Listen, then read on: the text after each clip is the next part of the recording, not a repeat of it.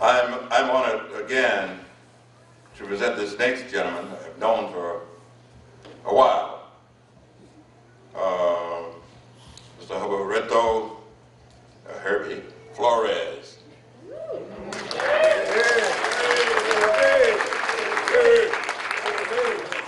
Herbie was born in Caguas. Is that pronounced that right? Caguas.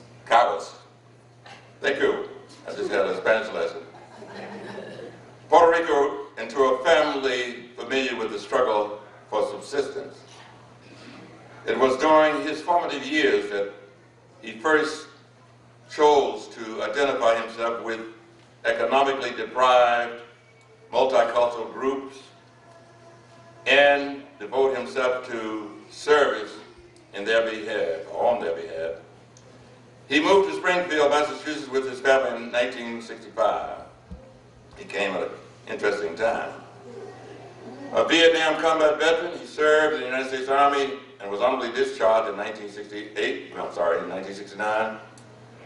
Concerned with issues affecting veterans, he still remains very active in Veterans Affairs. He was named the Springfield Veteran of the Year in 2001. Mr. Flores was awarded the Bachelor of Arts degree in Education, cum laude, in 1973, MED, 1991, Doctors of Public Service, 2005, all at UMass, Amherst, and Doctor of Public Service in 1999, Westfield State College. He has completed extensive graduate coursework in labor relations. Dr. Flores, notice how I switched up there right there. Dr. Flores currently is his current executive management activities include Chairman, Partners for Community, New England Farm Workers Council / Corporate for Justice, Manager / New England Partners in Faith, Springfield, Massachusetts, all those in Springfield, Massachusetts. President, CEO, Brightwood Development Corporation, Springfield, Mass. President, North End Educational Development Fund, Inc. That's a major organization that deals with scholarships for youngsters who need scholarship help. Additionally, Dr. Flores is currently engaged in numerous economic development projects. Too numerous to even mention, because you'll be here too long. He is married for more than 20 years to Grace Taylor Flores, who is currently an assistant district attorney in the Hamden County DA's office. We want to congratulate Herbie and ask him to come up and receive his award. Herbie.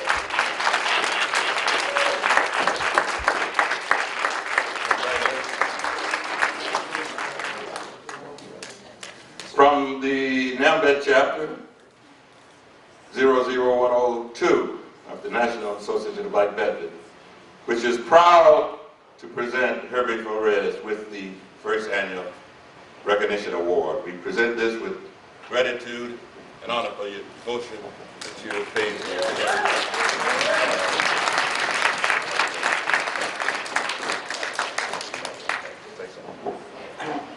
Representative, one of my heroes on the civil rights movement. For me as a Puerto Rican, it's an honor to receive this from the Black leadership of veterans. I was in Vietnam, and well, first of all, my first teachers when I came to the United States, I went to a place in Delaware, a little town called Middletown, Massachusetts. Middletown, Delaware. Most of my teachers, I went to a black school. Back in the 60s, there were white school and black school. So, because my complexion, I ended up in a black school. I didn't have no problem with that because in Puerto Rico there were black Puerto Ricans, white Puerto Ricans, everything else. We were Puerto Rican. We didn't have that issue, race issue. So I couldn't understand. But they had a bus that would take us, they take the kids to the white schools and went to the black school. And then I have to tell you because it's important how my development as an American citizen developed that structure. But what I understand is that the school that we were sent to it was next to a dairy farmer. And I don't know if any of you understand when when you have those cows, the smell, the flies and everything else. We were in the, and Puerto Ricans and Mexicans were in the black school, and they had this different. Then if you go to the other school, it was in a nice hill and everything else. And so then I was in the middle structure with it. Then the segregation came in. Supreme Court made a decision that you had to segregate, and Delaware was in that Dixie Mason line, whatever it is. So they ended up going to places and picking up some of the athletics, people that could run, wrestle, and everything else, and the light-skinned blacks.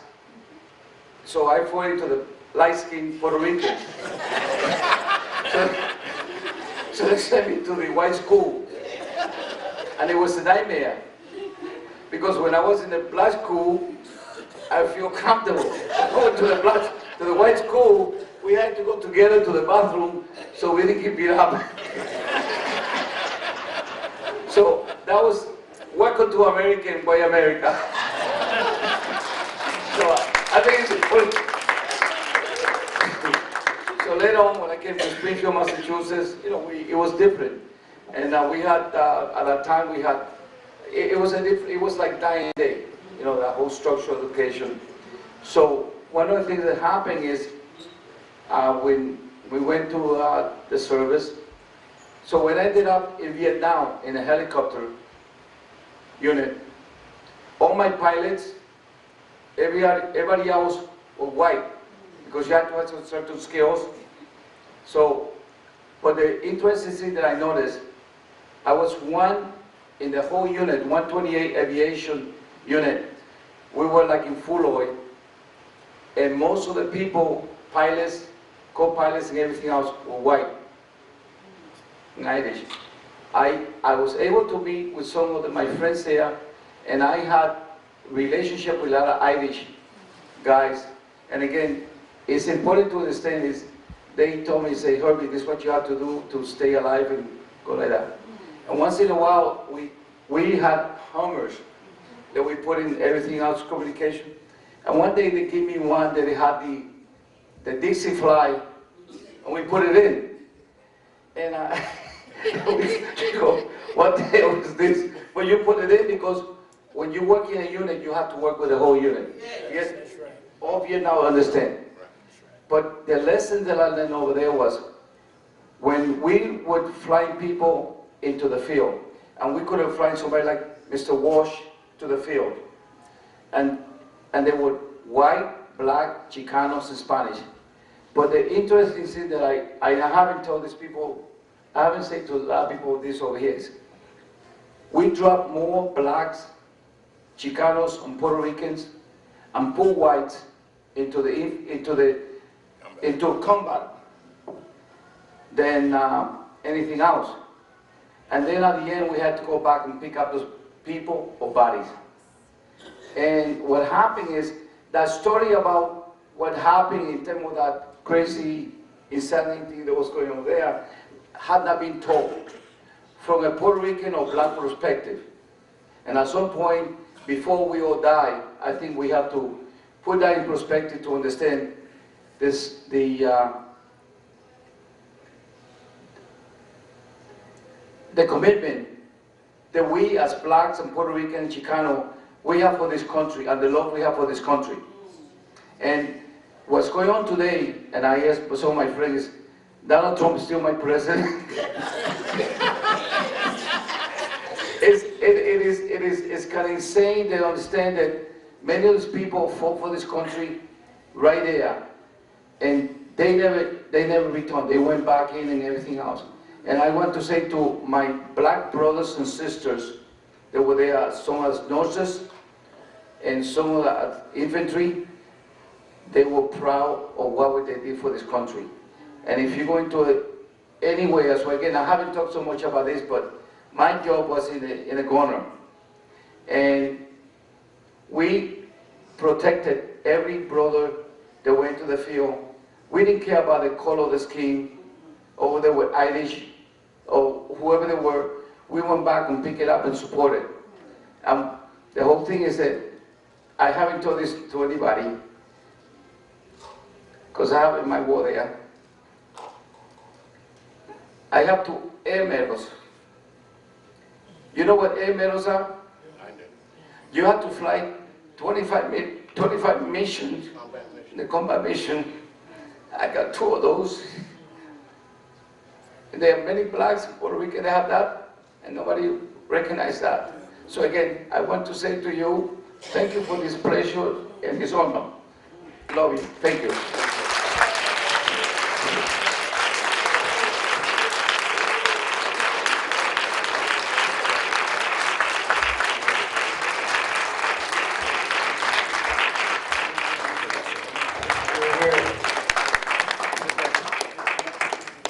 The next recipient is a gentleman I've had the opportunity to know for, I was thinking, trying to figure out how many years. I guess we were probably back in the sandbox. We probably go back that far. But this gentleman here, a true gentleman in the Springfield community that's always been there when it comes to veterans, working with veterans through many different Vietnam veterans organizations. One of the things with the Vietnam veteran that sometimes gets passed is that this being Vietnam Veterans Day coming up on the 29th, that Vietnam veterans served the country with honor and dignity. It came home through the fact that there were individuals that didn't welcome us home. It was a different time for our country. But it's men like this gentleman here, Brother Richard J. Tyrell, and fellow Vietnam veterans that have done so much.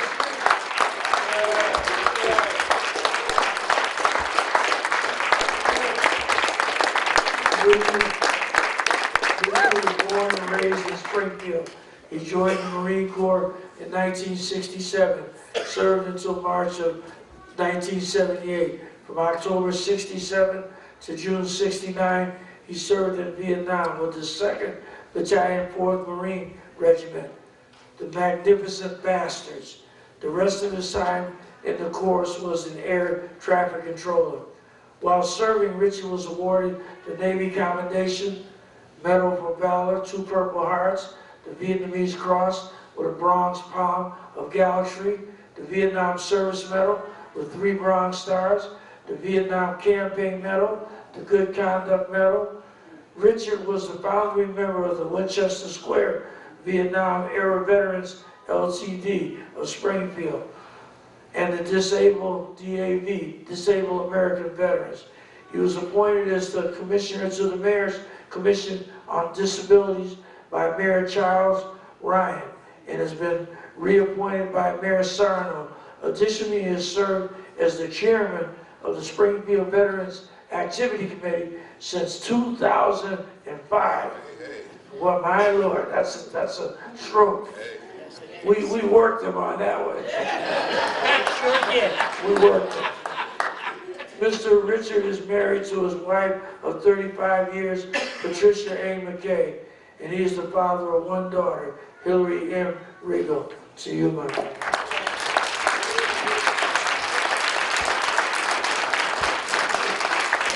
NABvets, Chapter 00102, National Association of Black Veterans, is proud to present Richard Tyrell with its first annual recognition award.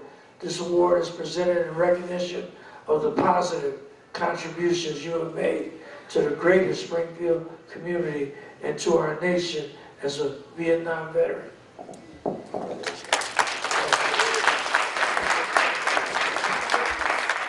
First, I'd like to thank NABvets for this honor. I've known these gentlemen since the chapter formed, and they've done quite a lot of work to make it what it is today, and I believe they deserve a hand for their work.